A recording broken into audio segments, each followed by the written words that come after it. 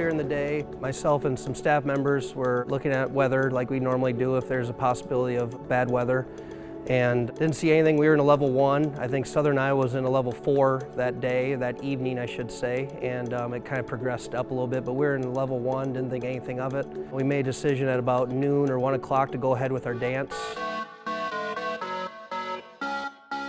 March 14th was like any other Friday for me. Went to school. I actually did not have to chaperone the dance, so I was literally sitting on my couch watching basketball, and it never even crossed my mind to go to the basement.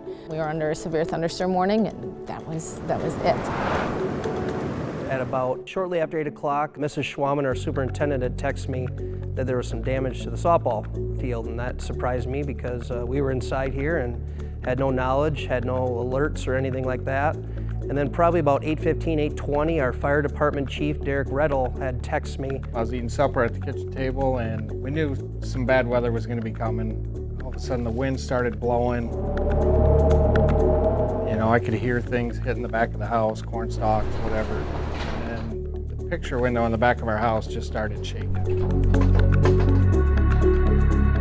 Last time that happened was when the tornado came through south of town. That evening after the dances concluded, I took a drive down and went by our athletic complex, and very plain to see that our softball dugout roof had been blown off and was in pieces, a huge chunk of which was in our backstop of our baseball field, which is probably about 350 or so feet away, I would suppose. I received a text message that night from Bryce Conway that said, "Your softball dugout roof is in the baseball field."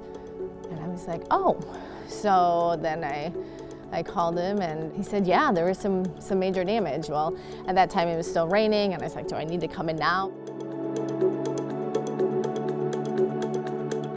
So as the storms were lifting into our area, they were encountering a less favorable environment, so they weren't particularly strong, but we knew just because of the wind environment that they could potentially bring some of those stronger winds aloft down to the surface that could be problematic. What we didn't have a lot of is a lot of wind shear to help really organize the storms and sustain them. After analyzing the environment and the radar from that particular storm, the environment wasn't overly supportive for severe weather getting into that area. It was just kind of exiting the more favorable area to the south. But enough instability and just enough wind so that as it came through, it did bring down some of those stronger winds, and it looked like very isolated damage related to straight line winds that came through that area. I was pretty surprised actually. I come down here Saturday morning to check it all out, and there was quite a bit more than what I was expecting.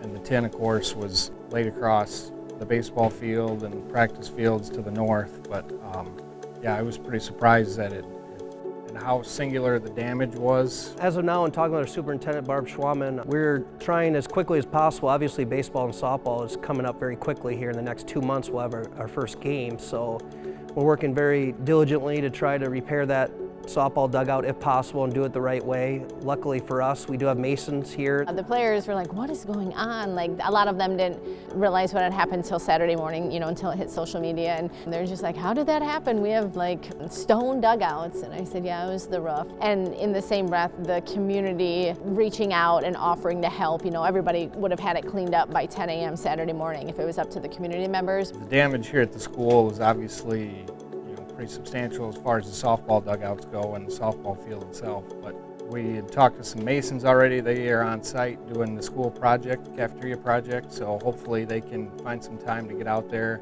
rebuild the dugout.